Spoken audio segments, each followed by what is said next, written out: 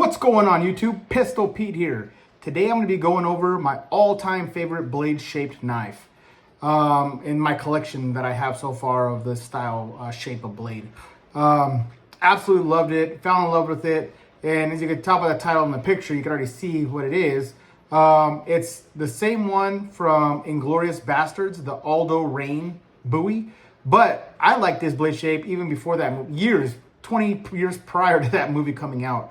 I saw this years ago when I was like 13, 14 years old in magazine and a couple old magazines and then a couple gun shows. The one that started all off for me would have to be the Blackjack Anaconda. So let's start with that right now. It would have to be this one. Look how beautiful this is. The Blackjack Anaconda. So this was the first one I saw that I just fell in love with. I was like, man, that blade shape is just so sick. Just bitching. I love that big swooping belly. I like this little gap here that gives you almost like a, it's not a finger choil, but can work as one to get in close. This one has a steel guard, the rubber Gryvex type style handle, which a lot of contouring and a lot of texturing, so it feels good in the hand.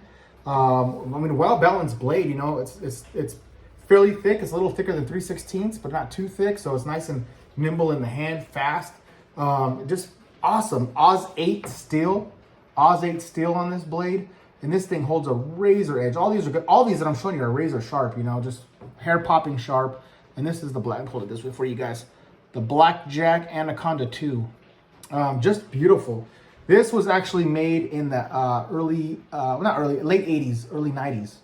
So as you can see there, man, it's just beautiful. So this was like one of my dream knives when I was younger. I've told the story a few times, but I'll tell it again real quick. I saw this about 9 years ago, actually, again on Prepared Mind 101, Chris from Prepared Mind 101's channel, his YouTube channel, and he was showing this. And I was like, oh man, he has one of those blades I always wanted when I was a kid, you know, and I didn't know where to get it. I very rarely see these on eBay.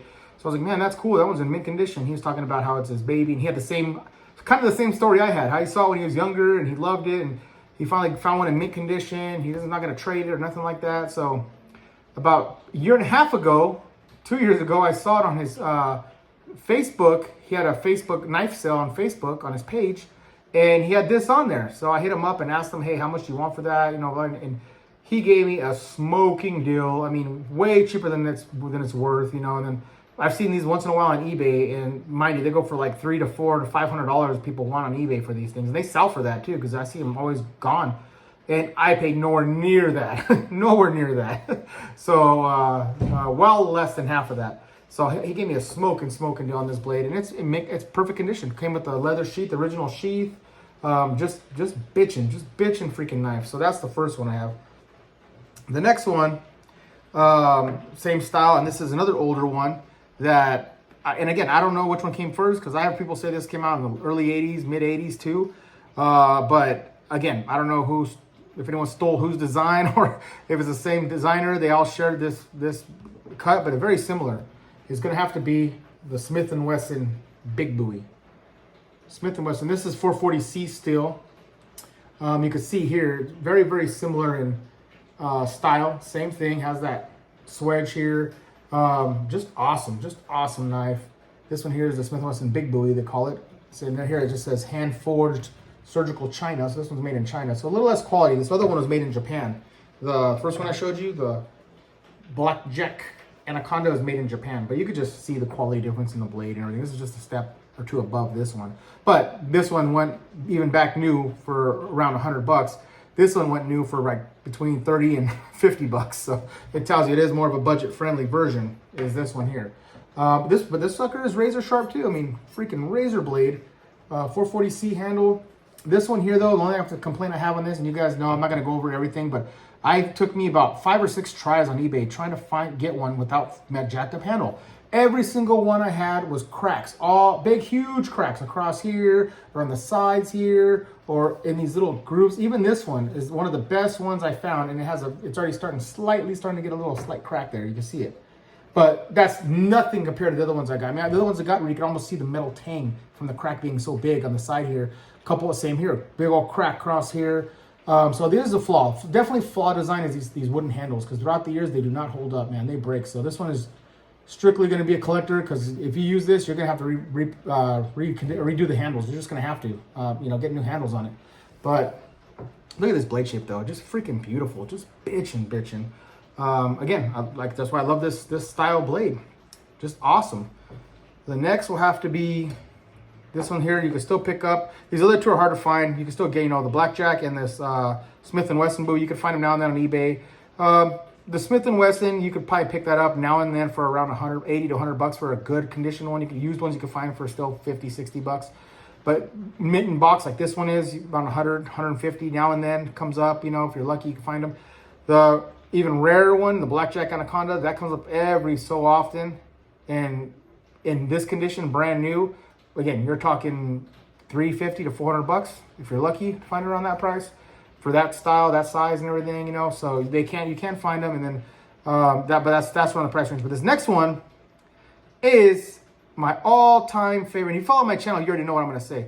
All-time favorite bowie for budget bowie, 25 freaking bucks. 25. I don't even know how they freaking make it for 25 bucks. I don't even know how they, even the materials. I mean, I know it's made in China, but even for China, and the quality of this blade is just insane. I've had freaking more. I have $100 blades that don't have the quality of this blade. It's and of course, people, I did a hard use review on this. You know, a lot of people were talking shit about this steel, the 8CR13 steel. Oh, it's junk, it doesn't hold an edge. I did a full hard use review. I batoned, I slammed through woods, big ass logs, I threw it, I did everything with it, and it still shaved my hair on my arm at the end of it.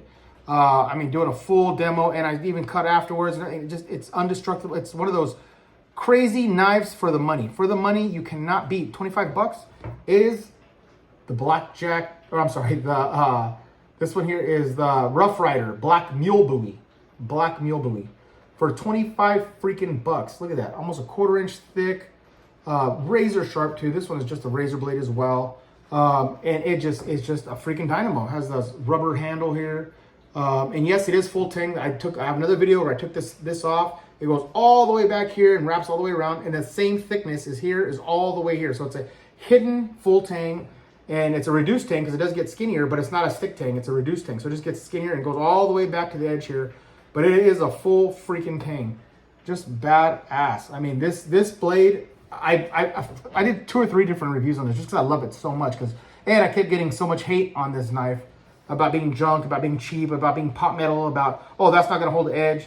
This thing is a freaking beast. You know, it goes above and beyond the price range, for sure. I've had $100 knives that were not as good as chopping, as good as fill, I mean, the fill in the hand, as this one. It's just, as the performance on this one, and then like I said, the quality of this. Look at that. I mean, it's flawless. I mean, even it's like the grinding work is just perfect. I guess it was machined or whatever. And I've had like what was the one? Condor Undertaker bowie. That one was horrible. The grind lines were all wavy, and I guess you could say, oh, it's handmade, but I've had handmade knives that were still look pretty flawless. So you can't give me that. It was just junk. The edge is, I can go like that along the edge of it, and it wasn't even freaking sharp. It was just dull. I set it back, got another one, and that one was sharp, but still the wave lines and stuff. And in my opinion, this outperforms it. That's $100. You can get 5 of these for the price of that one fucking Undertaker. And it's a cool looking blade. I'm not knocking it in that sense. It's good steel, good looking blade, but the quality on this is, in my opinion, is better. It's better than that one.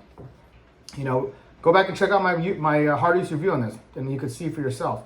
Buy one, check it out. And everyone I know, it's funny because everyone that on my a lot of my viewers, a lot of them will comment and say, "Hey, I bought that one, and it's freaking badass. You're right, man. That thing's awesome." But I haven't had one person comment said, "Oh, that one sucked. Oh, that one fell apart. Oh, it chipped on me or broke." No, this, I doubt it. There's no freaking way, unless you're doing something totally stupid and you're trying your hard. Even if you try hard, it'll take a while to break it. But you could break any knife. You could break anything, right? So, I mean, unless you're slamming this against a steel pole or throwing it into concrete at full force or doing something really retarded with it, you're not going to break this knife. This knife will outlast you for 25 bucks. All right, enough on the rant on that. Last one, and I saved this one for last because this one seems to be the fan favorite. Every time I do shorts on this or I do any type of videos on this, I always get asked, wow, where can I buy that? Or I'll buy it off you. How much can I have it? And that's so badass. I mean, I get all the time. And it has to be this one here. This one here is the Bark River Mountain Shining Bowie in A2 steel. Again, 1/4 inch thick. This one here has the elk antler handle. You got the aluminum pommel with those inlays, those red liners on there. Just a nice aluminum guard. Just beautiful. Absolutely beautiful. Another Mike Stewart design. He designed these two for sure. And these two right here are his designs. I did ask him, I said it was, because this one looks very similar to this. Very similar. I asked Mike Stewart on Facebook, because he's still on Facebook. He still has the Bark River company. Is it kind of a newer version of this? He said, no, they're different knives. But in my opinion, look at these things, dude. I mean, as far as the blades, very, very similar. I mean, very similar. If not, he got inspired to make this one from this, for sure. I mean, very similar blades. But just look at this thing, man. Look how badass that is. And I said this in the last videos. Whoever designed the handle, the elk handle, picked this one. Awesome. Because one of the biggest complaints I see on these Mountain Shining buoys from Bark River is the handle's just too round, so it's kind of uncomfortable in the hand.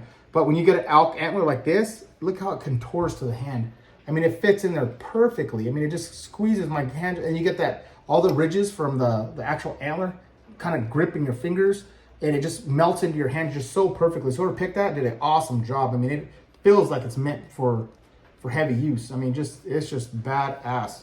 And of course, Bark River has awesome warranty, lifetime warranty. Again, from standard use, not from abuse. So they say you can even baton with these and they'll last. And these are again reduced, hidden full tangs. So they'll go all the way down. And this one is just, like I said, it's so beautiful. Definitely a showpiece buoy right here. Just freaking badass. And I absolutely freaking love this style blade. So I'm gonna cut away now, and I'll do a close up on all of them so you can see them all together and see how all the different shapes here, and then wind it from there. Okay, here are all the buoys all together so you can see next to each other to see how they look and how similar they are. Pretty much the blade shapes are pretty damn close to identical. The swedges, you can tell, are a little different each one. Some are a little thicker and fatter, wider. These are a little slender. The swedges are about the same. The belly fatness, some of them are a little bit wider in the belly in some areas than others. Still types are pretty much different on every single one of these, are going to be different than the still types. Handles, just all different types of handles. I mean, I don't have complaints on any of these handles. The only one I have one is this one here from it cracking and breaking. That's my complaint as far as the feel. And it's contoured okay. I mean, it's not too blocky or round, so it feels good in the hand. But just the construction is just too weak. They should have used better material here, because like I said, these crack super easy. This one I have no complaint, even though it's rubber.